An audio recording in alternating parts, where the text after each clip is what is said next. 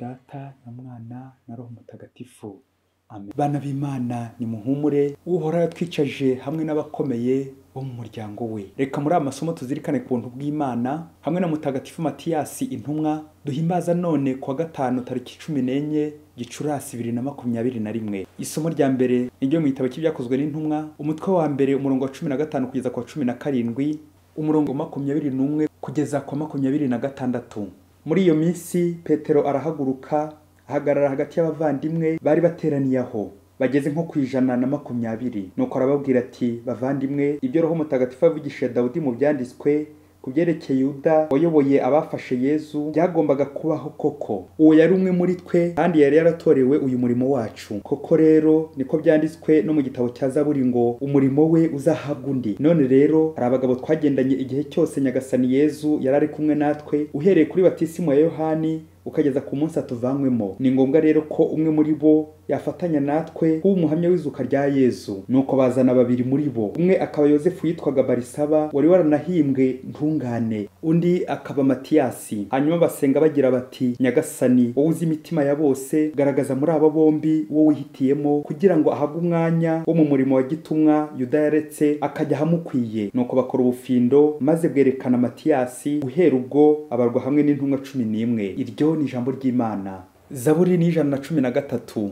Uhoraho yamwicaje hamwe n'abakomeye bo mu muryango we. Bayoboke b'Uhoraho nimuhanikire isingizo maze musingize izina ry'Uhoraho. Izina ry'Uhoraho nirisingizwe kuva igihe izuba rirashe kugeza ubwo rirenga, nihasingizwe izina ry'Uhoraho. Uhoraho asumba kure amahanga yose, n'ikuzo rye rigasumba ijuru. Ninde wamera nk'Uhoraho Imana yacu, we utetse ijabiro hejuru iyo gihera, maze akunama areba ijuru n'isi hasi ye, agahagurutsa indushyi mu mukungugu, akavana umutindi mu cyavu, kugira ngo amwicaze hamwe n'abakomeye bo mu muryango we. Nyagasani Yesu nabane namwe. Amagambo mu Ivanjili ntagatifu Yezu Kristu uko yanditswe na Yohani umutwe wa 15 umurongo wa 9 kugeza kwa 17. Muri icyo gihe agiye kuva kuri isi ngo asange se, yabwiye abigishwa be ati, uko data yankunze niko nanjye nabakunze, nimugume mu rukundo rwanjye. Nimwubaha amategeko yanjye muzaguma mu rukundo rwanjye, nkuko nanjye nubaha amategeko ya data maze nkaguma mu rukundo rwe. Ibyo mbibabwiye ngira ngo ibyishimo byanjye bibabemo kandi mu byishimo byanyu bisendere. Ngira itegeko mbahaye, nimujye mukundana nkuko nanjye nabakunze. Ntawagira urukundo ruruta rw'umuntu hari amagara ye kubera inshuti ze. Muba muri inshuti zanjye igihe mukora icyo mbategetse. Njye sinkibita abagaragu, kuko umugaragu atamenya icyo shebuja akora, ahubwo mbise inshuti kuko nabamenyesheje ibyo numvanye data byose. Mwe mwantoye,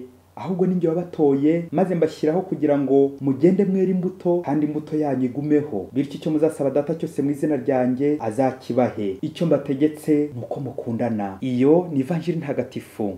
Kristo akuzwe bavandimwe. Imana itora uko ishatse, igatora uwishaka, nisingizwe iteka ryose. Amen. Kuri uyu munsi duhimbazaho Matiyasi intumwa, amasomo kiliziya umubyeyi wacu yaduteguriye aradufasha kuzirikana uko Imana itubona, n'iki Imana itwifuzaho. Ese ngewe Imana irambona cyangwa ndibona? Mu isomo rya mbere turazirikana itorwa rya Matiyasi intumwa, watowe asimbuye Yuda wari umaze kwiyahura ubwo yaramaze kugambanira umwigisha we Yezu, trahir son maître Jésus. None intumwa zihagarariwe na Petero mu gushaka kugumana umubare 12 wari warashyizweho na Yezu Kristu agendeye ku miryango 12 ya Isiraheli. Rero Matiyasi yinjira cyo yongera kuzuza wa mubare 12. Ni nabyo intero ya Zaburi y'uyu munsi yagarutseho bati, Uhoraho yamwicaje hamwe n'abakomeye bo mu muryango we. Amen. Nibyo koko bavandimwe, kuba intumwa ya Kristu ntago ari bigwirira abantu, ahubwo bisaba kugumana na Kristu igihe kirekire, umukurikiye, ubana nawe, ugasangira nawe, ukamumenya. Yamvuga igira iti, umenya umuntu ari uko musangiye umufuka w'umunyu. Ni nkaho kubana na Yezu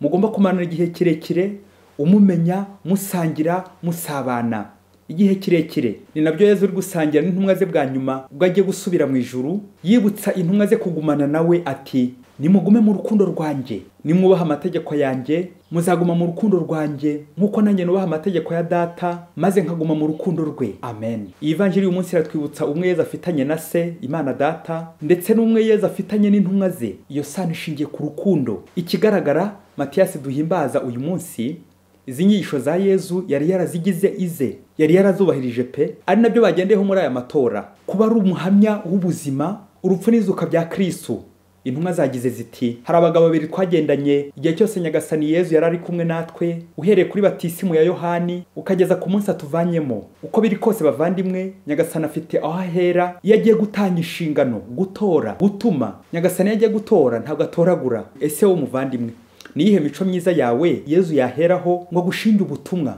ngo agutume, ngo ube uwihaye Imana, ngo ube umupadiri, ngo ube umubikira, ube umufurere, ube umumama mwiza, ube umupapa mwiza mu rugo? Wagize se ngo byarakugwiririye? Aha, cyakora wowe muvandimwe, niba byaragutunguye ufite akaga gakomeye, kuko Imana yo iyo igiye gutora ibanza gutegura no guteguza formation, kwitegura neza.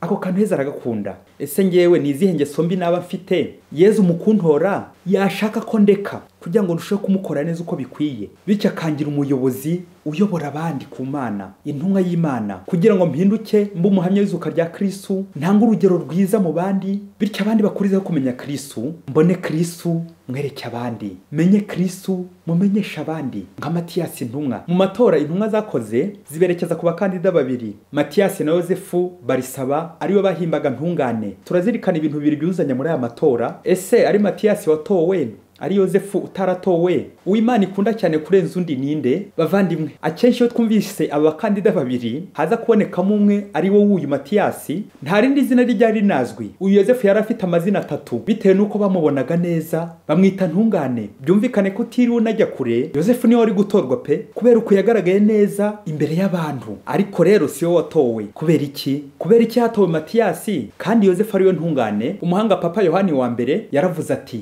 hari abantu 3 muri wowe. Umuntu wa mbere, uko abandi bakubona bakwita amazina. Umuntu wa kabiri, uko wowe wibona, uko wireba, uko wiyizi. Naho umuntu wa gatatu ni umuntu uko yakabaye wese, uko ari wese mu by'ukuri, uko Imana yo imubona, uko Imana imuruzi. Ese mubyeyi, muri abantu uko ari 3 wahitamo kuba uwuhe? Urinde muri bo? Ibaze nanjye nibaze. Intumwa iyo zikigenda ku marangamutima zari guhitamo Yosefu ntungane, ariko zimenya ubwenge kuko nyine zigomba gukoreshwa na Roho Mutagatifu, zishyira amatora mu maboko y'Imana kugira ngo abari Imana yihitiramo. Ziti, nyagasani wozi imitima ya bose, garagaza muri aba bombi wowe uhitiyemo kugira ngo ahabwe umwanya wa gitumwa Yuda yaretse akajya hamukwiye.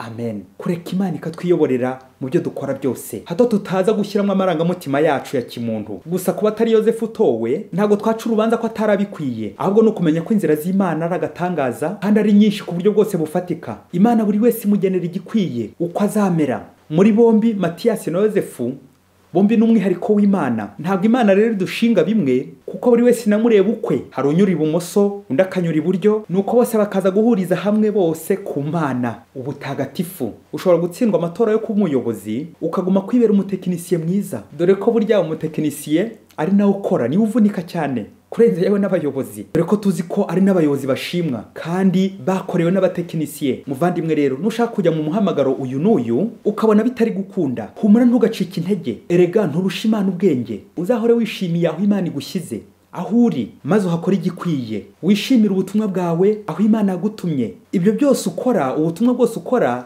bizapfe gusa kukuganisha ku butungane. Ngicyo icyita rusange twese tugomba guharanira, ubutungane. Kuzajya mu ijuru, aho uzanyura hose buri munsi, ubutungane. Mu mirimo, mu rugo, mu byo uvuga, mu byo ukora, uharanira ubutungane. Hirya kure cyane muri Afurika, umusore yashatse kujya kwiha Imana, noneho agezeyo baramubwira bati, hano rero ntugukora no gusenga nka ya ntego ya Benedicto umukuru w'abamonaki, ora et labora, hic laboramus et oramus, ici nous prions et nous travaillons. Hano turakora kandi tugasenga. Wa musore ati, ibyo nabyo ntibyananira, guhera mu buto bwanjye narabyitoje, ndetse ibyo nabyigiye kwibere. Bishatse kuvuga ko byonse mu mashereka. Rero umukuru w'umuryango aza kumubwira ati, rero umurimo wa muri iyi communauté uzaba ari ukuvomera ubusitani bw'indabo zirimo, ariko cyane cyane wita ku biti by'ibishyitsi bikikije ubusitani kugeza igihe ibyo biti bizashibukira. Abandi bagenzi bawe nabo, hari abashinzwe guteka, hari ushinzwe gufura imyenda, hari ushinzwe isuku, hari ushinzwe kwita ku matungo, n'indi mirimo myinshi yo muri uru rugo kugira ngo urusheho kugenda neza. Wa musore bakimubwira ibyo, atangira kwijujuta uburyo bamuhaye kuvomerera ibiti by'ibishyitsi byumye kandi bitazigera bishibuka ngo bamugenzeho. Ahita abwira umukuru ati, mpindurana nanjye umpe mu yindi mirimo nk'iyo wahaye bagenzi banjye. Umukuru w'umuryango aramubwira ati, genda ubanze ugerageze nanjye nzakuba hafi. Wa musore aragenda, nuko mu gushaka kwiyorohereza abanza kurandura bya bishyitsi byose kugira ngo umurimo uzamworohere, nuko atangira kuvomera za ndabo bya bishyitsi bitarimo. Hashize iminsi mike imvura y'amahindi iragwa, nuko isuri itangira kuvogera bwa busitani. Isuri itwara za ndabo zose, dore ko bya bishyitsi aribyo byarindaga bwa busitani bikaburinda isuri. Wa musore abonye ko bimukomeranye ahita azinga utwe arataha, aribwira ati uyu muryango ni gatuna mbwene, barakoresha barashaka kungira umucakara, rero reka nshake ahandi najya kwiha Imana aho boroshya ubuzima, naho hano ho ndabona bakagatiza. Wa musore nabwo ashaka undi muryango, agezeyo nabwo barananiranwa kuko yari afite amahane, avuga nabi, abwira bagenzi be nabi, atukana, kugeza ubu amaze kuzenguruka nk'imiryango 10 y'abihaye Imana, na n'ubu ntarabona n'umwe bashobokana. Birababaje. Ntore z'Imana, nimukomere ku butore bwanyu. Umwe atumwa muri kiliziya guhamya Kristo wazutse mu rugo, mu muryango, dans la vie conjugale, n'undi agatorerwa kwiyegura Imana burundu, la vie consacrée. Rero muvandimwe, uzirinde guhora uganya ahuri wivovota ngo iyo nkiza kumera nk'uriya we. Nkaho mwana ugira uti iyi Imana ikiza kumpa kuvukira kwa perezida wa repubulika, ntawe ari kuzajya mbonaho, nari kuba ndi umuntu ukomeye nyine utikoraho. Iyo mba nk'Imana nari kuzamara abantu nkurikije ko abantu bagorana. Mbega ibitekerezo by'umwana, akaba umugore wabwiye mugenzi we ati ugize Imana sha, iyo nkiza gusabwa na generali nkaba umugore wa generali, ubu nari gukunobagura wese. Rero bavandimwe, n'ibindi byinshi tugenda twifuza ngo iyo tukiza kumera gutya na gutyo, iyo tukimera nka kanaka. Oya muvandimwe, Imana niyo yagutoye wowe, rero umwihariko wa Nyagasani, nta wundi ubaho umeze nkawe. Buri wese afite umwanya we Imana yamugeneye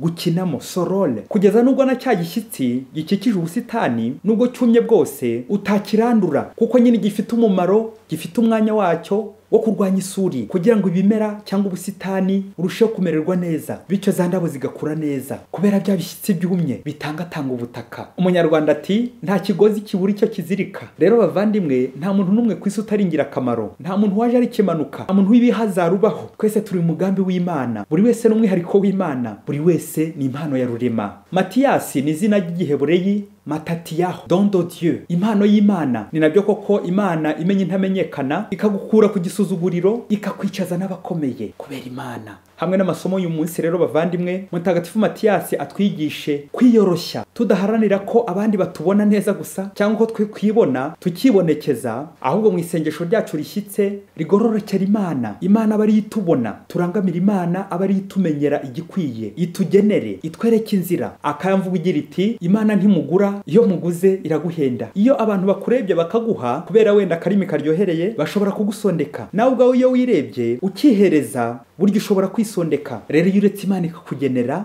ikaguha, urahirwa kuko yo iguha byinshi itanakugereye yewe. Zampuwe z'Imana zitagereranywa, zitagira umupaka, zitagira igipimo. Bavandimwe bana b'Imana, buri wese nakomere ku muhamagaro we, aho ubemo mu byishimo, ukomere ku butumwa bwawe, nta gusigana cyangwa gusigana. Ntukifuze kumera nk'uriya, ahubwo ba wowe ukora icyo Imana yaguhamagariye, ugikore mu gihe cyacyo, urangwa n'ibyishimo mu nshingano zawe za buri munsi, uba impano y'Imana buri munsi, uba igikoresho cy'Imana buri munsi, uba intumwa y'Imana buri munsi, uyimenye buri munsi, uyimenyesha abandi buri munsi. Yeza kwishimire buri munsi. Mutagatifu Matiyasi, udusabire. Amen. Mwese Imana ibahe imigisha n'amahoro. Imana Data na Mwana na Roho Mutagatifu. Amen. Padiri Masumbuko Ladislas wa Diocese ya Cyangugu.